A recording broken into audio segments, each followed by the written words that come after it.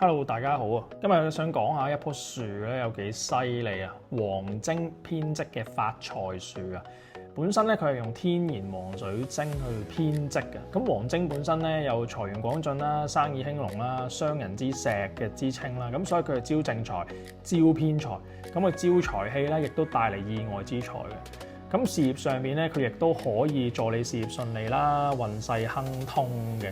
咁同埋咧，天然黃精咧獨有嘅能量咧，佢可以清除環境嘅負面能量啦，增強自信心啦，創造力啦。咁係一個超級好嘅啲正財或者開運擺件嚟嘅。咁而且發財樹嘅設計咧，佢本身咧，我哋叫風水學上面嚟講咧，有個源源不斷啊，即係不斷生長嘅意思，長財嘅意思。咁所以咧，佢係一個居家或者係辦公室非常好嘅一個風水擺設。下次見，拜拜。